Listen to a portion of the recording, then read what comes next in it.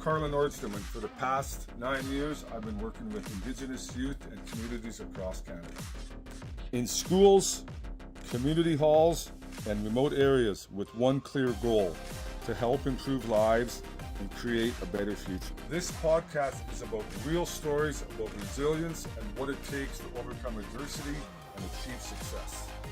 Through my work with educators, leaders, and athletes, I've seen what works, what doesn't, and what needs to change.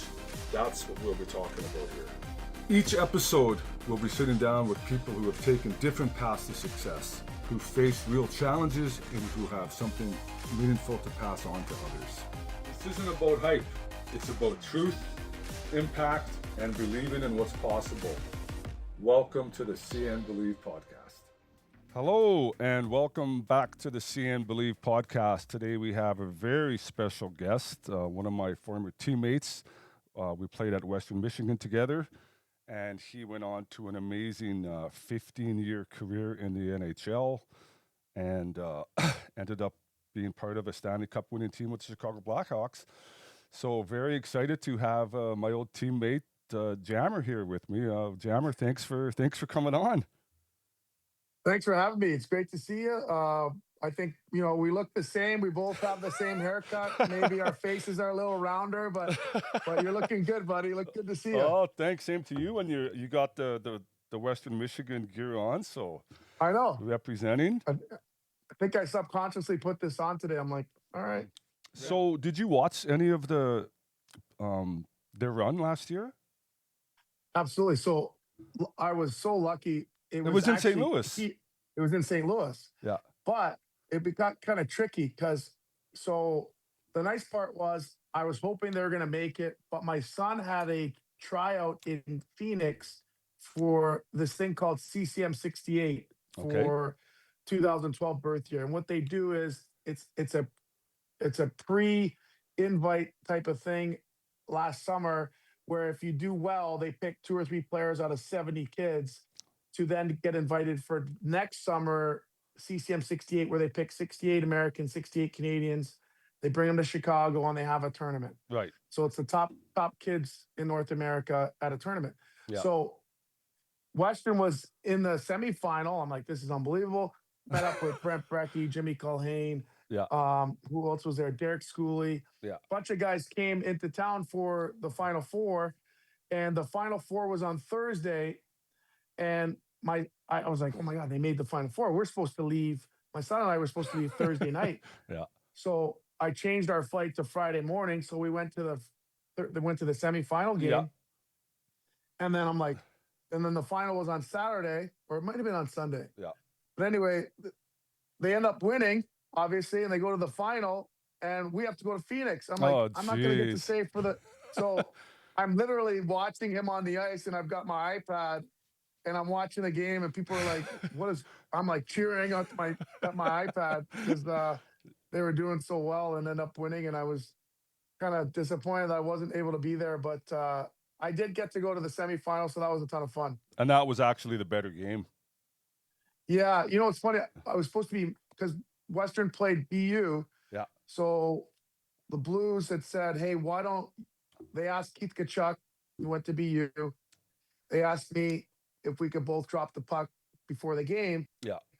And unfortunately, I was out of town, but unbelievable.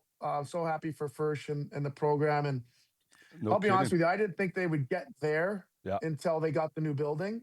Yeah. But the fact that they're able to get to the top of the mountain before the new building it's just going to, set it up for the next 25, 30 years. Oh, yeah. And they're in the top 5 this year, even top 3 I've seen. So I told you that Rizzo and me are planning a reunion for this fall, eh? Yeah, let's go. Okay, let's do it. Absolutely. So we're just going to wait for the schedule out and maybe tie it in with the Lions game on Sunday.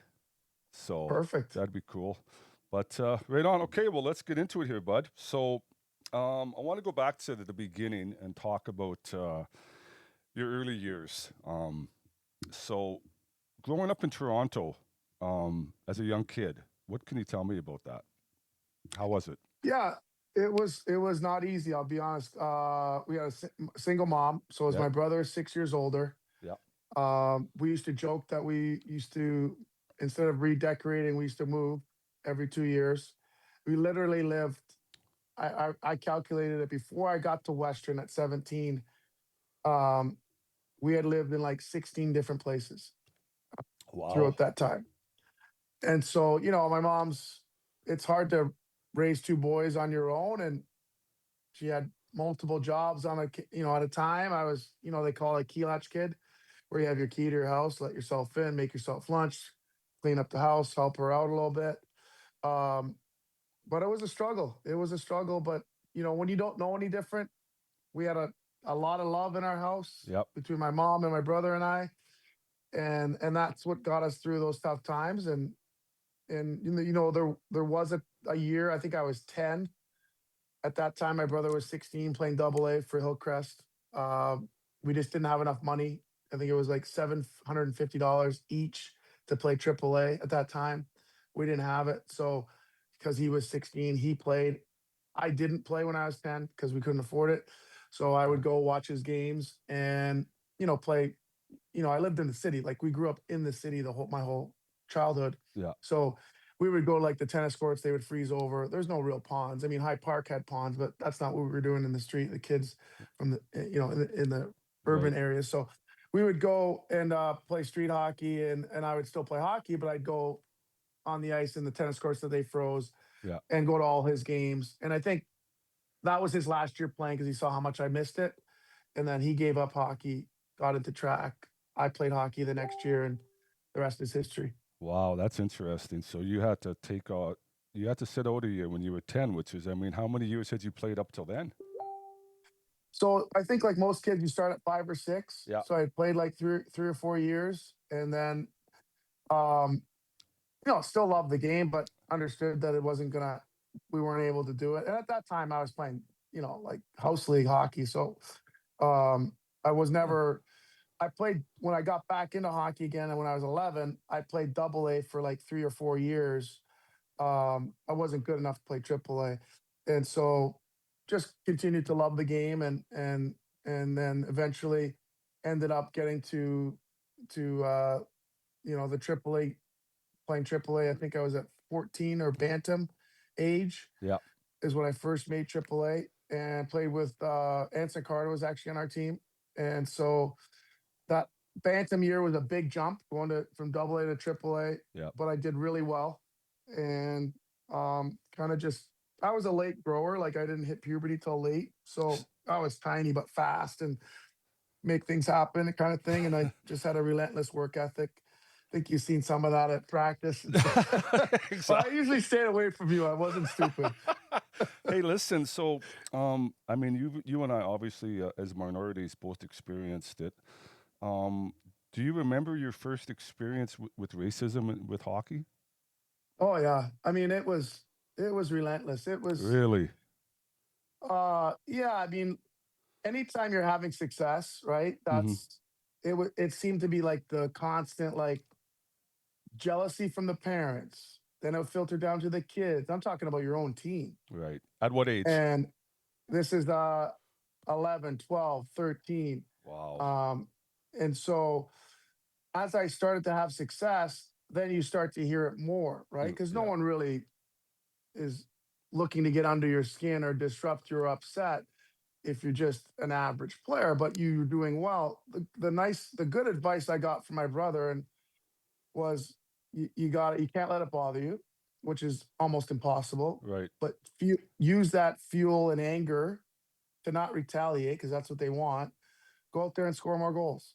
Go Mm-hmm. out there and create more. And so, as difficult as it was, that's what I had to do. That's what I did. Um, as I get older, what I started to realize is, like, you and I, to be able to play at the level we got to, we had to be really, really mentally tough, mentally strong to Yes. push through that. And as I start to work with kids, and as I start to do some of this work with the NHL, the reason why I'm doing it, the reason why I think it's important is because, what if there's a 12 or 13 or 14-year-old kid that doesn't have the same strength and mentality that we had to push through it, they're just going to say, screw this. I'm not playing. This sport's not for me. It's clearly not for me. Those kids don't want me there. The parents don't even want me there. And then what parent in their right mind is going to continue to put their kid in an environment where they're not welcome, where they're not going to grow? We're not going to learn all the values that we're grateful of for playing the game. So that's why I do some of the work I do now. But there's no question, like growing up, it was it wasn't easy. It happened. I think the good thing for me is as you got to higher levels, it very rarely happened in junior.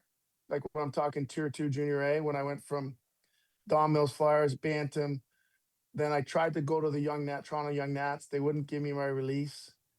So my mom worked at a law firm.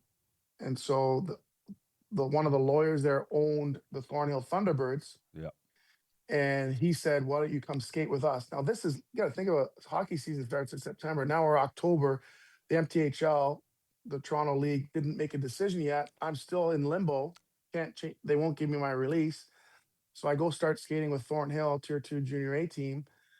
And after skating with them for 3 weeks, Scott McClellan said, why don't you just play here? So I skipped midget and went from first year.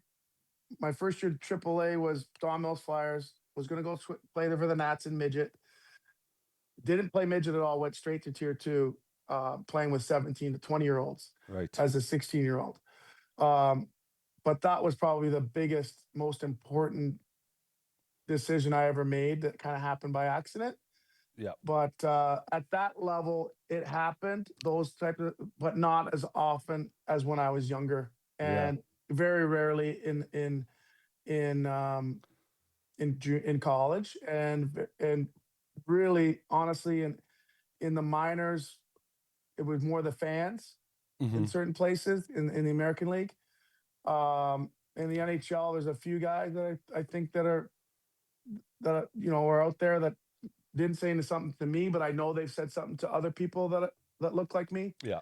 So I just put them on a list.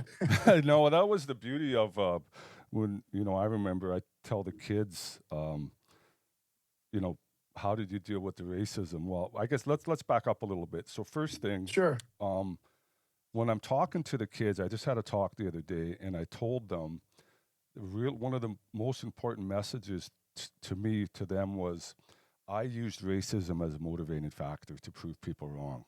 I said, I always had a little voice on my shoulder, kind of just constantly reminding me, prove them wrong, right? And I said, that's what you kids have to do, because when you do that and you work hard and you start to have success, it feels damn good.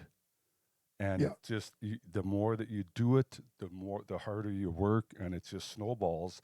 And it's such a good feeling when you're proven, and not just with racism, but with anybody who tells you that you're not good enough, right? When you start proving them wrong, it feels good. So I really try to push that to them.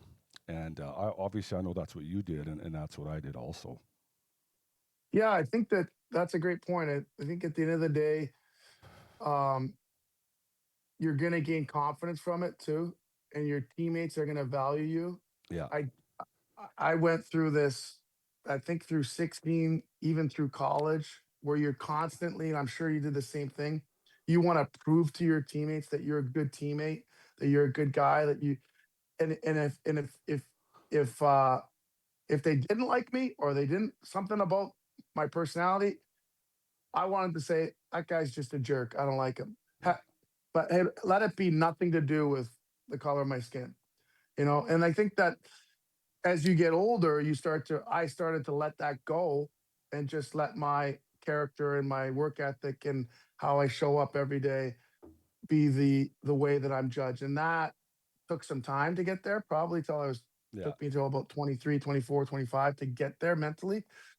But as a kid, I think you're right. I think the most important thing is to know and find, like, there's always going to be good teammates, in my opinion. There's always good people, good families. Surround yourself with those people. Be around those people that have your back and are in your corner, and then you'll feel safe and secure and feel like you're welcomed. And then you'll feel like you're kind of protecting yourself in some ways. That would be another suggestion for kids, is like, there are good teammates, there are good families. focus on those, hang out with those, be around those people, and I think that then you'll start to see the best of yourself, right? To me, Yeah.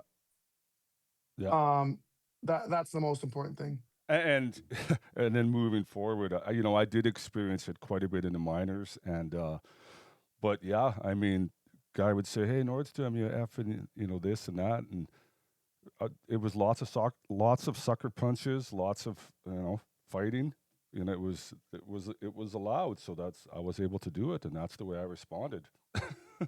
Oh yeah. Oh yeah. I don't know what they're thinking. They probably Exactly. regretted saying something to you. I no, that's what I was. I said, "Are you kidding me?" And I would just go right after them. But anyways, That's just anyways, okay. that's Well, let's great. move forward to our big year at college. I think back often about my career, and it wasn't nearly as long as yours at all. But what a great year that was. Eh? I mean, it's one of my favorite years in hockey. Yeah, it's I'm not sure if you remember our first meeting we had that season where the coaching staff said that they wanted us to have no drinking at all. Do you remember this meeting? I don't. Okay. Well, we had this meeting where they were going to say we're not going to drink at all, only on Saturdays. Oh, I think And it's ringing a bell now a little bit. yeah, and I remember listening to this and like,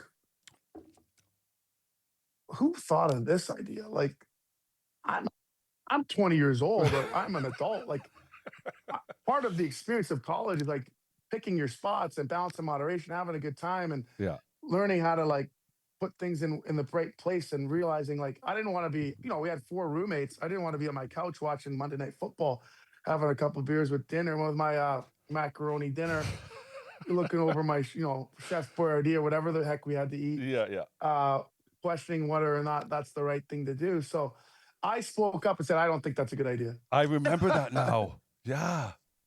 And I'm like, we are adults. Part of being in college is picking your spots. Yeah. Yeah, you should not be doing that night before a game. We should not be doing that even two nights before a Yeah. game. But we need to be smart about this. And like, I don't want guys looking over their shoulder thinking they're gonna get in Yeah. trouble for this. Yeah. So thank goodness we squashed it. But that was a special year. We we had a great group of guys that were committed to the right things. I think we surprised the Michigans and the Michigan States and all those top teams. Um, I think from the start of the year, like it was unreal the way that we came out, and I think we ended up tying regular season, right? Tying in the regular season champion with Michigan for the most points. Um, but yeah, that was a heck of a year. It really was, and looking back, we really did have a good team, and I'll never forget the game we went into Michigan, and they hadn't lost at home in 2 years, and was it 7-1 we beat them? Yeah, I yeah, mean, we just destroyed them. I don't know how you guys were rolling on the power play, and it was just goal after goal after goal, and that was pretty cool. that's funny. I was on the power play. Oh, geez, You that must were. have been a long time ago. Oh, that's funny. All right, so moving on from college, when did you think? At what point did you have it in your head that you could play in St. Louis in the NHL? When did you have it in your head that you could accomplish that and that you thought you belonged? Well, I think after my freshman year, I got drafted. Yeah, I was 89th overall.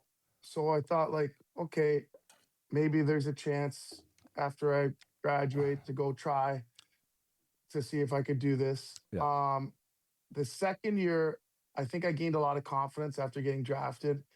And that second year, I think I tied with Brooksy for the lead in team scoring.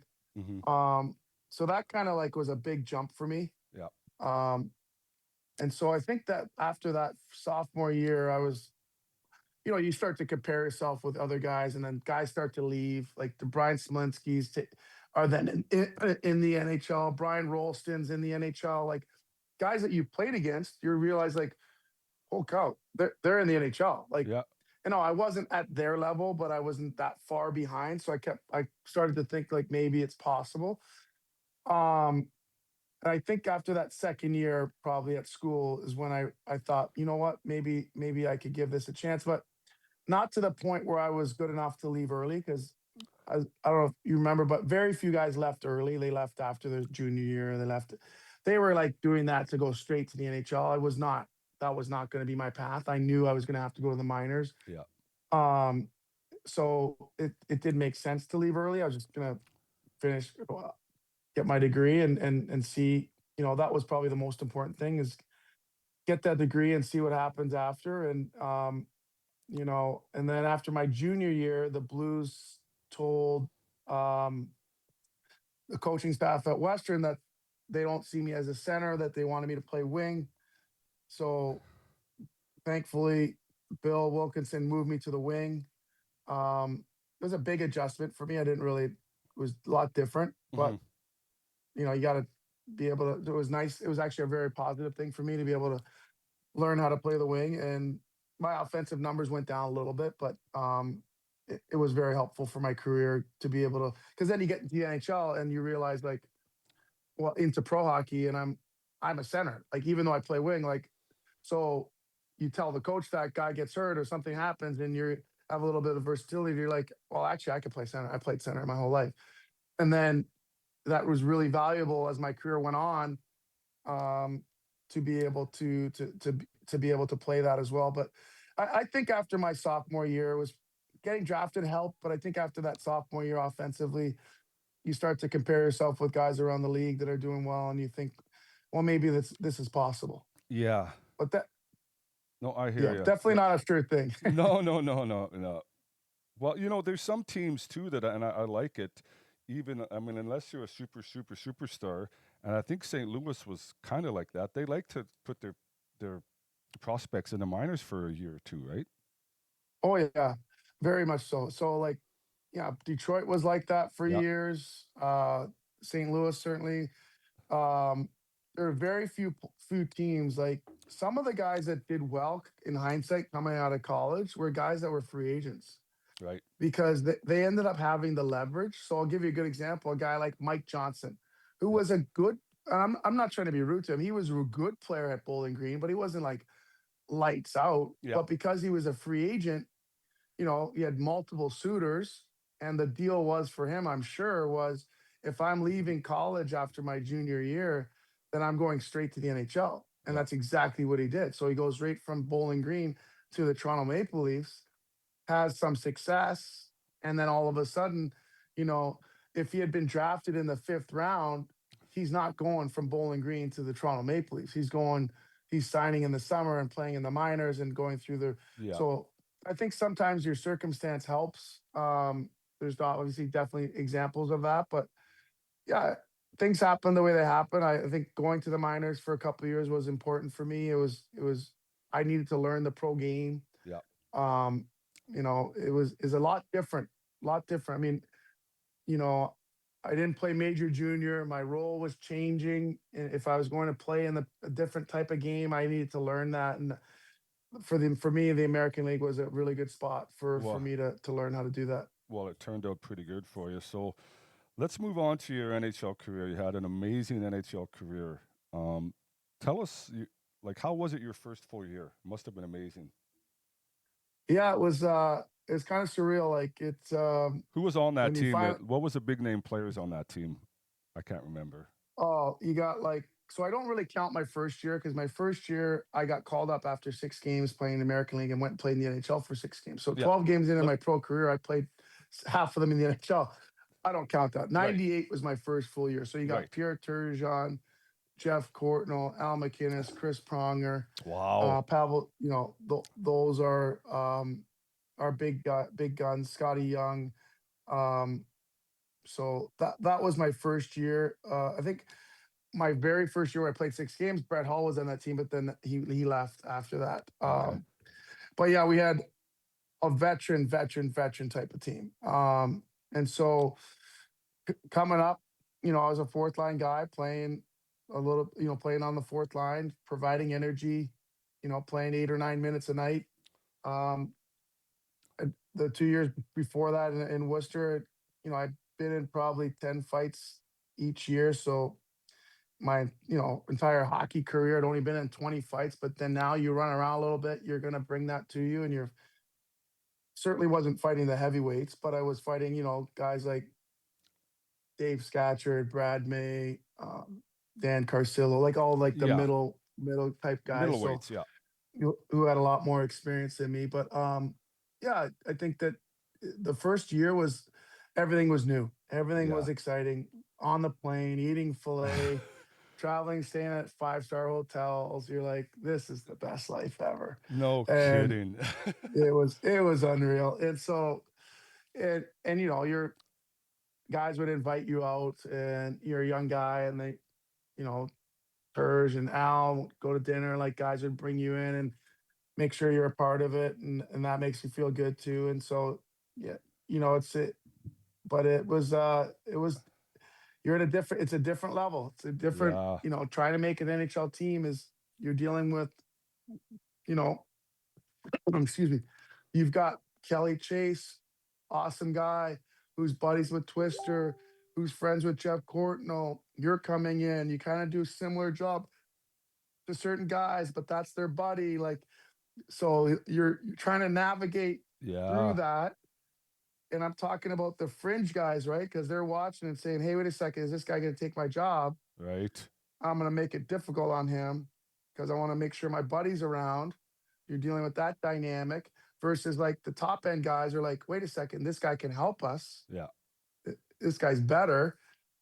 And so you're trying to take it all in and be more, I knew enough, smart enough to be more of an observer, just didn't talk much and just kind of did my job and worked hard and stuck up for my teammates when I needed to and played the right way. And then you start to Interesting. build trust, build Yeah. trust in your teammates. And then after a while, you start to take on more responsibility. After in my second year, Al McInnes is like, have you killed penalties before? And I'm like, yeah, I kill penalties.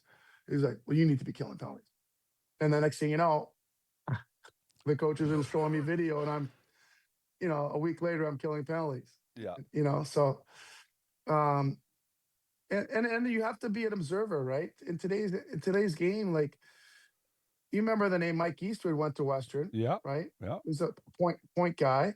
And I remember thinking, sitting there in my first year, and I'm like, what the heck is Mike doing on the ice with 2 minutes and 13 seconds left in our own zone? It's because he's like the face-off guy. Right. He's taking the face-off, and I'm like, I need to learn how to do that. Yeah. So I literally spent like 6 months, like studying and learning and picking brains and asking guys and trying to figure it out. And because I wanted to be on the ice later in the game, how am I going to get out there? And how am I going to? There's only so many right-handed centermen out there that can do that job. So I'm like, okay, how can I provide value beyond energy, beyond killing penalties? Can I maybe add being that face-off guy? So I think, like, as you get into your career, 2, 3, 4, for me it was like I got to continue to show value, right? Because Yeah. they're always drafting in a shiny new toy, and it was like I was desperate to stay, desperate to keep living that life and keep playing in the NHL. And so there was almost this built-in anxiety and fear that I was not going to get outworked, that no one's taking my job, and I'm my work ethic is going to make me valuable. So I think it's funny, like that or that anxiety that you live with, Yeah. like when it goes away. And for you, it's probably similar, but maybe like a lot of the fighting part. And I did some of that. Like I didn't. I liked the fighting. I enjoyed that part of it. But then the anxiety of it, like you look at the roster, you're like, oh my god, Phoenix. They've got three. They got a heavyweight. I don't have to worry about him. Yeah. They've got three guys beyond that. They're like, those are tough guys. I might have to go with, right. Yeah. And so you're like, okay, but I got to do my job. I got to run around and provide energy and be physical. That stuff's going to happen. So, um, When I I think was, that's yeah, I'll part of just it, right? touch base on that. With the, when I was in the minors, I was fighting all the heavyweights. So, but I never really, because I was at a phase where I was looking to, I was so, I was looking to make it, right? I was looking to make my move. So it didn't really bother me the way it's really like you see some guys and they're just like traumatized from it. But I was like you. For me, it didn't really bother me at all. Yeah. So I enjoyed it because I'm a physical, emotional Yeah, player. I have to play with that emotion. Um, and the good thing for me, I always say, like back then, there was a few reasons to fight, right? yeah, Change momentum, stick up for yourself yeah, or a teammate, or you're reacting to something that happened on the ice, right? And so, but there's a fourth version, which is you're just fighting because you're lined up against the guy who fights, yeah, right? That I could always, when guys like Twister and all the heavyweights that I Reed Simpson and the heavyweights that I played with, I always was like marveled and never understood. Like, you're not even mad. How do you go line up and fight that guy? Like, that's crazy to me. yeah, At least I'm mad because he cross-checked Turge or he hit prongs late. Like, I'm reacting to something. Like, I'm yeah. emotionally into it, right? That's way easier. I know that Way for easier. sure. Yeah, yeah. You know what? Just touching base on something now with today's NHL that I really don't like. It drives me nuts. Is and the players started doing this 7 or 8 years ago. A clean hit, a hard clean hit, and now you got to fight. Yeah. Like it's so stupid, Jammer. Like back when you played, guys are getting clean hits, hard hits all over the place, and you just go on with the play. Now you got to fight. Yeah. It's It's stupid. stupid. It's stupid. It's stupid. Just, I agree. And it's funny, like, that was even there when my last year. So It was it was. okay. And so you'd have to react to it too. It's like that's I agree with you 100%, but because that's the way it was, if I didn't react to Patrick Sharp getting Yeah, absolutely destroyed by like a Dion Phaneuf, yeah, even though it's clean, yeah, then I'm not doing my job. And it's wrong because I'm like, it's a clean hit. Get your head up. I don't know what to tell you. Like, yeah. but Well, somehow exactly. it changed. Yeah. So, how many years did you play with Twister and Chase?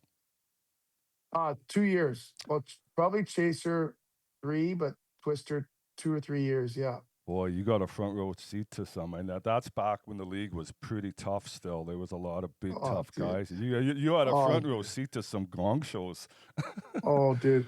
So I'd be on the bench. A couple of stories about Twister. So Yeah, I'd be on the bench and he'd get in a fight, and I'm his teammate. yeah. And you're like, you're hearing that sound of him making contact, and you're like wincing. Like, I honestly did not want him to make contact with these guys. That's Like, smack.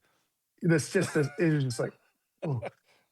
That's one core memory of him. Yeah. Another one is uh, if someone wouldn't fight him. Okay, after the second period in St. Louis, our dressing room, the weight rooms, wait behind the dressing room. You just go through the one door, and you go into the weight room. Sometimes guys would go in there, sit down, and tape their stick, or just walk through, go through the training room, and make a loop, or whatever. And I remember distinctly the first time it happened, but it happened multiple times. Like, let's say Marty Lapointe or someone on Detroit wouldn't fight him. He'd go in there with half his gear on, put 315 on there, and I watch him bench press it like 18, 20 times, and then Wow. rack it and like Holy pissed shit. In the and middle of a game. pissed off, middle of a game, Jesus. and pissed off. The other thing he did that was unreal was one of my first games. He comes up to me. He's like, I'm playing with Terry Yake, Twister. Yeah. So first in the morning skate, Yaker, who was a very offensive player, and actually ended up like 80 points one year with Anaheim, I think one of their first years. Yeah. He's like, Jammer, I'll be coming to you. Like, we're not giving Twister the puck in the neutral zone. Just so you know. Yeah. So I'm like, okay, sounds good. Oh, that's So funny. then Twister comes up to me before the game, and he goes, hey, I want to get in one tonight. So let's just say you got diplomatic plates on tonight. And I'm like, what's that mean? He goes, I don't care what you do whatever you want.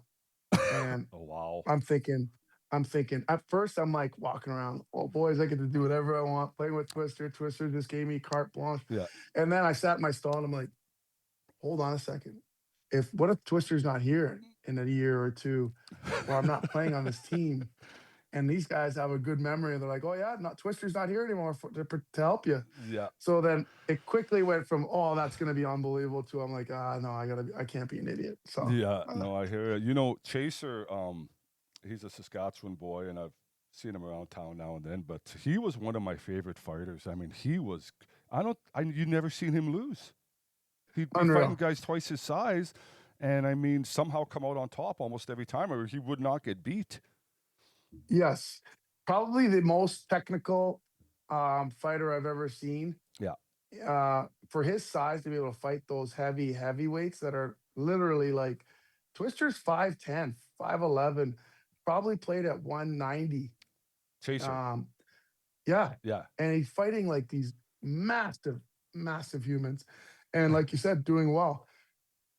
No one had better grip than him. It's like that farm yeah. strength grip, like Saskatchewan farm unbelievable, strength. unreal. And he had all the tricks of cross under, Oh yeah, grabbing on the he opposite, gets like you all the tied up. all the tying up things. Try to teach me a few of those, but he was, you're right, just an awesome person going through a battle right now Yeah, with cancer. Just a great person, great guy, good friend. Hopefully he pulls through this. It's been a long journey for him in the last few years, but just like here in St. Louis, he's so highly revered for like what he does, not only what he did on the ice, but what he's done off the ice in the community, giving back. And he continues to do that. So just a great guy, and hopefully he pulls through. yeah. All right, so we need to hear about being part of the Stanley Cup winning Chicago Blackhawks. What can you tell us a little highlights about that? So that was obviously Kane and Taves, right? Yes. So that first year, so they won at 10, and that 2010, and then the next year in 2011 was kind of an off year for them. Mm-hmm. And so that's the year that I came in, and we were just we just didn't have it. We were missing some pieces, and it just wasn't. We ended up losing to Phoenix in the first round. Phoenix ended up that year with Smith in goal, played unbelievable against us. They ended up going to the conference final. I'm not sure who ended up winning that year, but that was fortunately they brought me back the next year. So Mark Bergevin, who I played with in St. Louis, was the assistant GM at the time, and that's how I got to Chicago. And then the second year they brought me back. It was in the lockout shortened season. Yeah. If you remember, the season started after in January that year in 2013. It was a 48 game season, and that 48 game season, we started the season without a loss in the first 24 games. Wow. So we went half the year. We started in January. We don't have a loss. We went 22-0, and like we had an overtime loss, but not a regulation loss, like 22-0-2 or something crazy. How come? Why?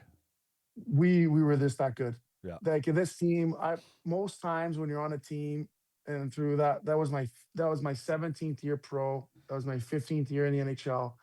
Most teams that I've ever been on, you can't turn it on and off, right? Yeah. You always talk about that. This team could.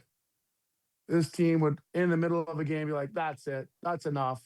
Boom, boom, boom, boom, boom. Game over. We win the game. you Like knew we're gonna go. against certain Yeah, we're teams just you knew gonna. you were going to win. Yeah. So the good thing was I knew Jonathan Tays from when he was. So let me back up. After his junior year in college, Yeah. he was one of two players that played on the World Championships team. So this is in 2007. And so Johnny played in the World Championships. He got to our team. Now you have to understand, he just finished his junior year at North Dakota. Yeah. He started the tournament on like the fourth line center. He's a college kid. Yeah.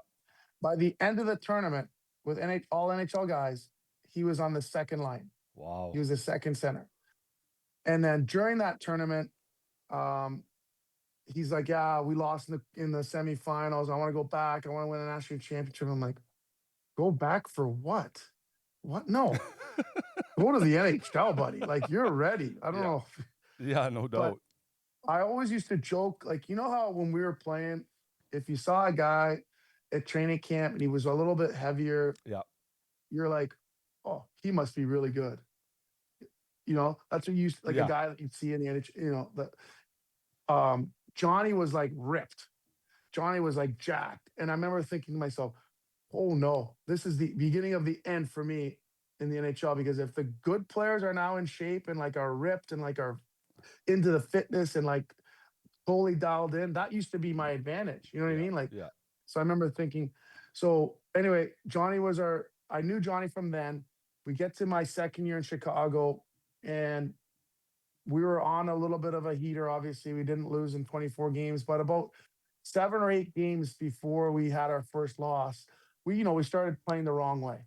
Yeah. But we were winning still. And I remember having dinner and conversations with Johnny. And the good thing about Johnny is like I had played a long time, right? I'm 38. I've been there. I kind of had seen a lot of things. And he trusted me. So I'd be like, Johnny, like, they're probably not going to listen to me, but we're not playing the right way, dude. Like it's going to come to bite us. Like we got to Yeah. get this back on in order. And the good thing was I was always like not his only confidant, but like we always bounce stuff off of each other. And like Yeah. I'm like, you got to go talk to Victor Stalbert, dude. Like he's so worried about being a free agent. You got to make him understand if we win a cup, he's going to get his deal, which he did. He signed a 4-year, 4x4 with Nashville. Yeah. But you know, that year was special because of the way we started. Yeah. Then we ran into some trouble in Detroit. We're down 3-1. I don't know if it was a first round or second round. You were down 3-1. We were down 3-1 to Wow. Detroit that That's year. Yeah. I think it was in the second round. And I remember we had a closed door meeting and we just talked about how we really weren't playing as hard as we could. We have more to Mhm. give. And I know we were going to use excuses that we ran into a hot goalie or excuses for this, but we have another level. And dude, we came back. We came back and we beat them in game 7 Wow. and we never looked back. And then you look at the moments, what made that team so good was like the moments of the top players stepping up in the big moments Mm-hmm. every time. Like Taser, Kaner, Sharpie, Hossa, Dunks, Siebes, uh, just like and then Corey Crawford was unbelievable. Yeah. And so the unreal part about our winning was, oh, I'll tell you this funny story. Well, not so funny, but Johnny Taser I think he wanted me in every warm up. So I didn't play in the playoffs, but I took every warm up, and Yeah. sat beside him. Yeah. Right, I was the extra. Right. So we're getting ready before game 3 of the final. Okay. I haven't played a playoff game. Game 3 of the final. Yeah. Sitting there in the dressing room. And during warm-up, host comes up to me, he's Jammer, my back is screwed up. Yeah. I'm not gonna be able to play. So now I'm like, oh my God, I'm playing. Game 3, Stanley Cup final. Like this is crazy. So I'm like, gotta get myself ready for, because I'm actually playing. Yeah. So I get back to the dressing room. We warm up's over, sitting in the dressing room. I'm sitting beside Taser, sitting there, and in walks one of the trainers with Ben Smith's jersey. This is a rookie who played like 20 games that year. Oh And no. in comes Ben Smith. Okay. Dude, the coaches don't come and tell me. This is Stanley Cup final game 3 in Jeez. Boston. Yeah. The coaches don't come and tell me that I'm not playing. So I don't want to make a scene. I turn to Johnny. I go, Johnny, they're going to play this kid. He didn't even have a warm up.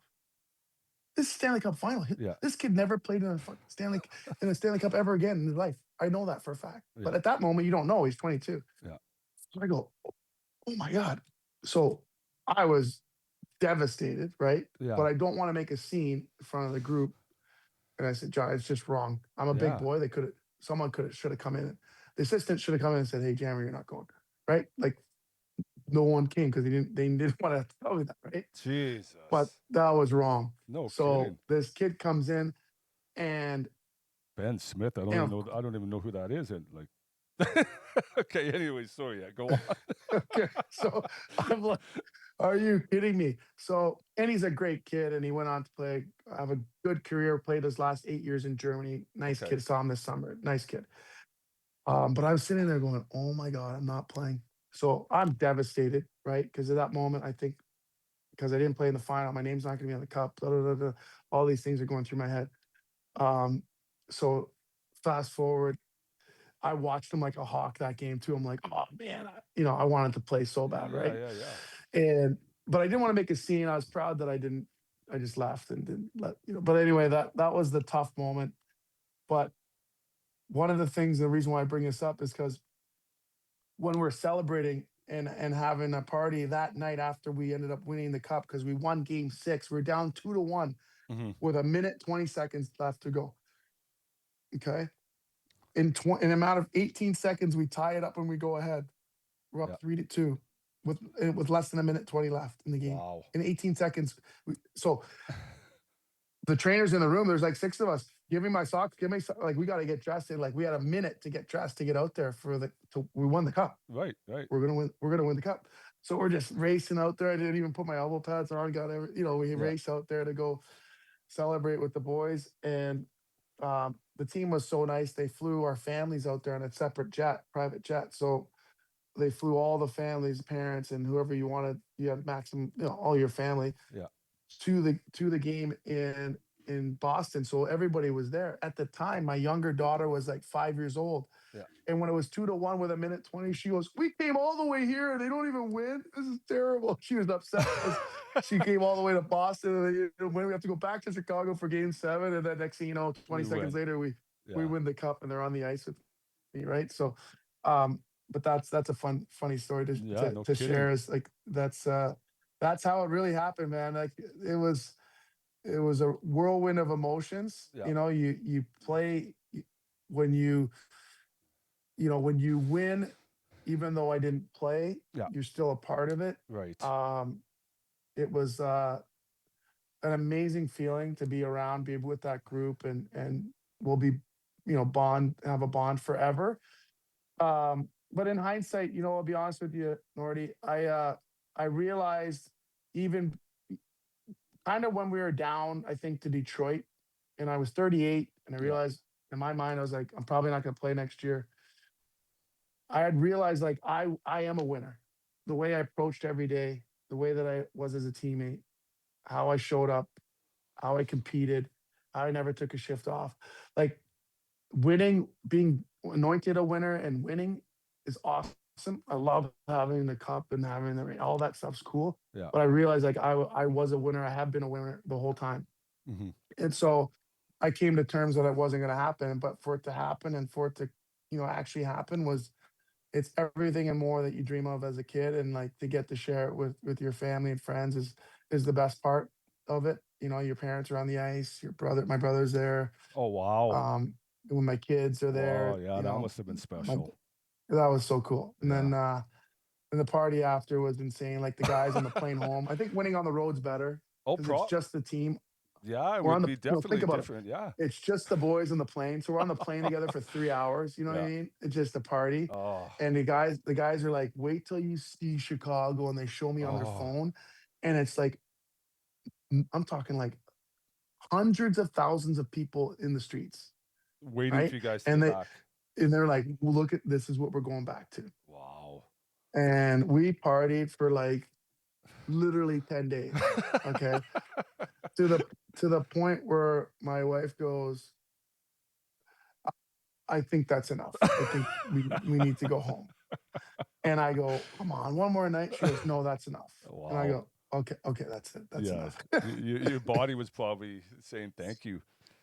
Exactly. Yeah. She, she knew it. She was right. That was enough. And it Yeah. was time to go home. But 10 days is a uh, gooder. That's a good run. yeah, we got 10 we got nights. into it. It's Yeah. pretty good. No doubt, eh? Right on. Quickly, Patrick Kane's one of my favorite players. That must have been pretty cool to be able to have a front row seat to him. He's just, I mean, he's past his prime now, but he's still good. He's always good, right? But he was just the way that he was able to slow the game down to his Yes. speed. I mean, he was a master at going into past the blue line, stop, spin around, and hit the guy going to the back back door. Like he was phenomenal. Or Oh, he is he phenomenal. really, he really is. What's most impressive to him? I spent 2 years playing against him Yeah, his first couple of years, and I want to run him over. I'm like this. He's not fast. I'm faster than him. I'm going to run him over. right. But his ability, he would see you, and he would make a pass, forehand or backhand, and then if I hit him, it's like clearly boarding. It's Yeah, way too late. He never put himself in a bad position. He always saw things behind him. He could like draw you toward him on a penalty when I was penalty killing against him. And you're thinking, like, what does he see behind me? Because he's never has his head down. You're yeah. like, I can't go at him because your instinct tells you to go at him. You can't. Because if you do, he's just gonna pass it through you. Like just an unbelievable talent, unbelievable competitor. No one is nicknamed Showtime for a reason. Yeah. No one loved the spotlight and performed under it more than him, and countless time after time after time after time. And the bigger the moment got, didn't matter if he hadn't scored in 3 or 4 games. He wants the puck in the big moments, and he always delivered. You know, one of you. That's a good point about him. I forgot to say that when I was talking about me being a fan of him. He never got hit. You'd never seen him get hit. He was so Well, slippery, and like you said, guys didn't want to run at him because he's going to make you look stupid, right? that's exactly it. It's exact. And I wanted to. Those first 2 years, I'm like, I'm gonna kill this kid. Like this is ridiculous. And then you go at him and you slow down because you're like, oh no, he must see something behind me. He just had that look in his eye, Yeah, like I can't no, go at him. He's baiting me.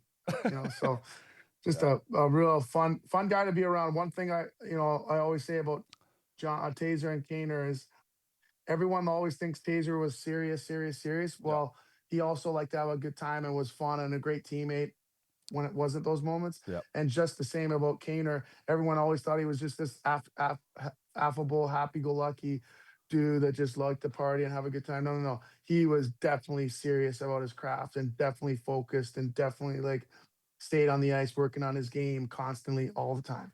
Right on. That's So cool. yeah, yeah. Okay, so we've talked a lot about your career. Now let's move on to post career a little bit. You work. I know you've done some work with the NHL program with for at risk youth, minorities, etc. How much have you done of that? And just brief me a little bit on that.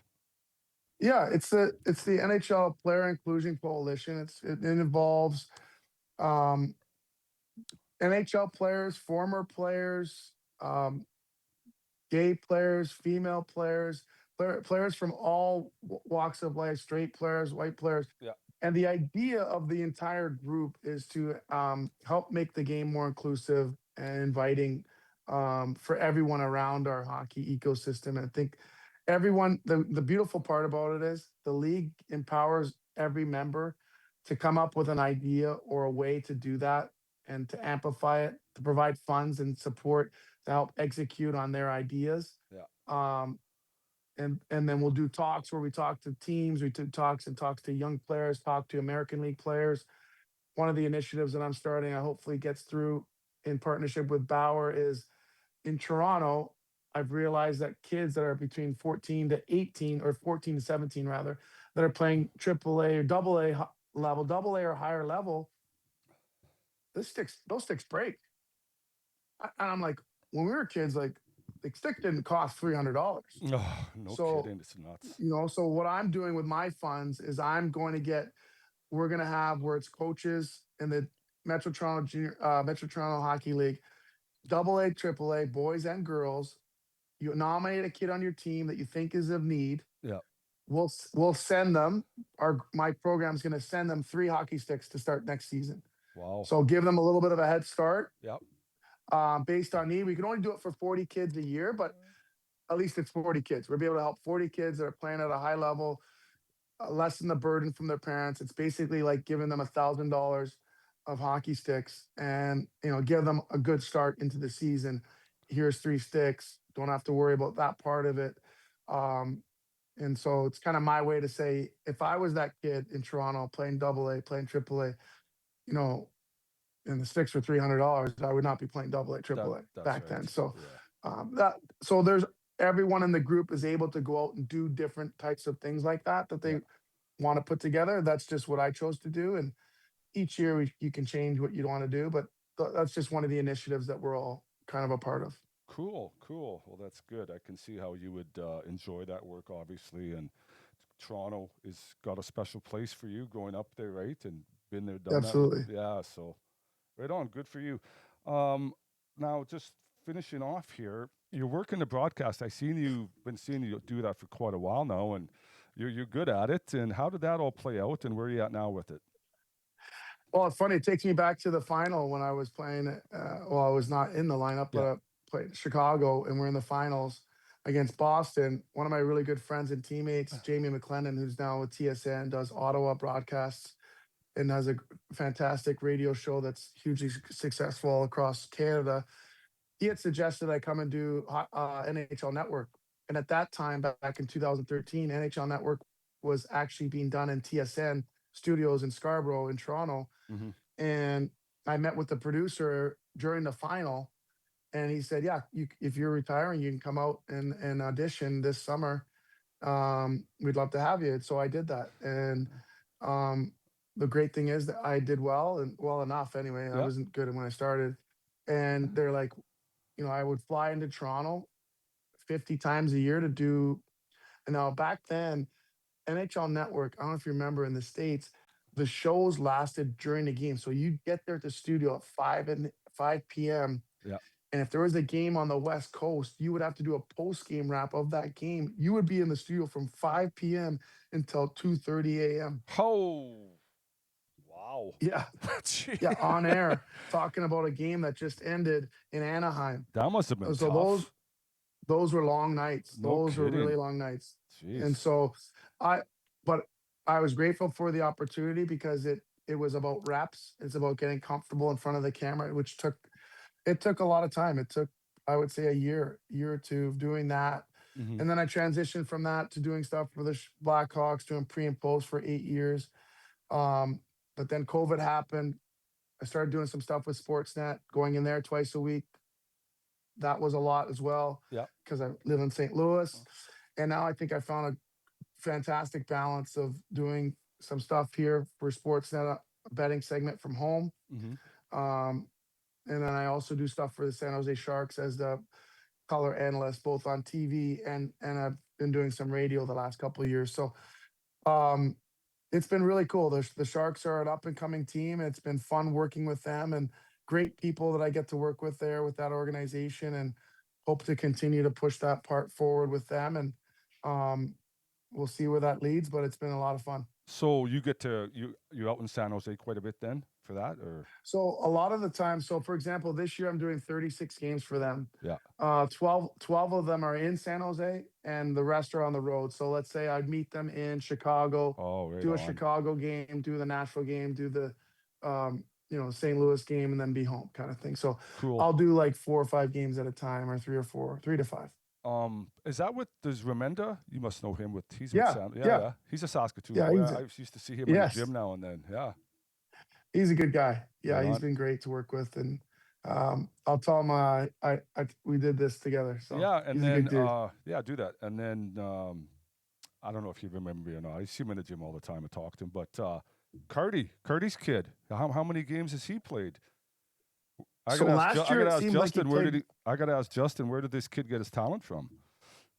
Oh, well, Karts could score, but his son is like an all around like Yeah, smart, good player. Like kills penalties, power play. He does everything. really. And the challenge for him, and he's a really good player. He's got to find, almost like Colin Graff on the Sharks, who's found a niche. He's a penalty killer. He does this. He does something very specific. I think it's only a matter of time for Ethan to crack the lineup. I think he's a really good player. Yeah, he just needs, sometimes you just need a little bit more runway, right? Like Yeah, he needs 20 games. Like it's hard for him. He comes up, he plays 4 games, then goes back down. I'd like to see him get, I'm a huge fan of his. I'd like to see him get a big chunk of games to see what he can do with it. But he's a really good player. right on. Good to know. Good to He's know. way more responsible than Justin ever was. I'm like, who taught him the other end of the ice? Like this guy's actually a player. I talked to him the other day, like I said before I talked to you there, and pretty excited to get back together with that whole crew. It's gonna be I'm looking forward to it. So it's gonna be good.